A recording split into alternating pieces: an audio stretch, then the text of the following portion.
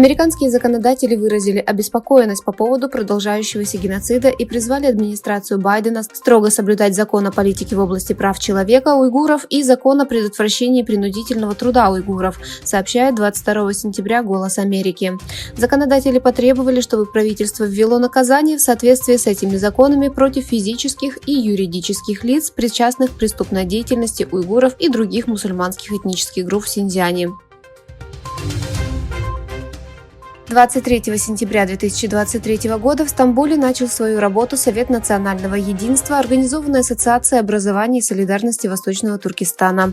Во встрече, которая продлится 3 дня, принимают участие интеллектуалы Восточного Туркестана, государственные деятели, ученые, представители различных НПО, аксакалы и пионеры дела Восточного Туркестана со всего мира. На открытии также присутствовал лидер партии «Великий Союз» Мустафа Дастичи. В своем выступлении Дастичи заявил, что Турция всегда была на стороне народа Восточного Туркестана и подверг критике позицию китайской администрации в регионе. Тот факт, что институты Конфуция, которые китаизируют бесчисленное количество людей из Восточного Туркестана под эгидой образования Конфуция и стремятся распространять так называемую китайскую культуру и язык, на самом деле являются центрами шпионажа Китая в этом регионе, часто поднимается экспертами, которые проводят серьезные исследования на эту тему.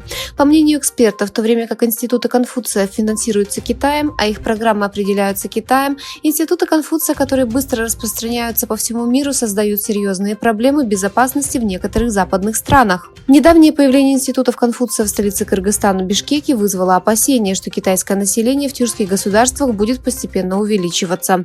По данным китайской пропагандистской сети Танрыдак, некоторые кыргызские учителя в Бишкеке официально поддерживаются китайцами, а прокитайская Гульзат Исматова из Бишкекского государственного университета была назначена директором института Конфуция в Кыргызстане. Федеральное министерство внутренних дел и общин Германии планирует ввести ограничения на оборудование 5G, произведенное в Китае. Соответствующее предложение представят в Федеральном парламенте Германии в ближайшие недели. В то время как в Германии продолжаются дебаты по поводу широкого использования компонента Huawei в сетях радиодоступа 5G, новый отчет показывает, что Федеральное министерство внутренних дел и общин Германии рассматривает возможность ограничения китайского оборудования 5G от таких компаний, как местные операторы Deutsche Telekom и Vodafone. Согласно сообщению, Министерство внутренних дел представит свое мнение по этому вопросу Федеральному парламенту Германии на следующей неделе. Председатель КНР Си Цзиньпин пообещал помочь президенту Сирии Башару Асаду, который находится с визитом в стране, восстановить Сирию и нарастить ее контртеррористический потенциал. Сообщается, что первый визит президента Сирии Башара Асада в Китай с начала 12-летней гражданской войны в его стране ознаменовался стратегическим партнерством между двумя странами. Между тем, председатель КНР Си Цзиньпин заявил, что Китай поможет Сирии восстановить и развить ее контртеррористический потенциал.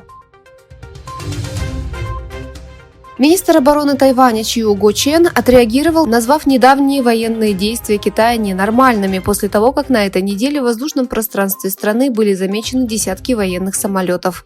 Китай предполагает, что вернет себе самоуправляемый Тайвань, даже если ему придется применить силу. В последние годы Пекин усилил дипломатическое и военное давление на Тайвань.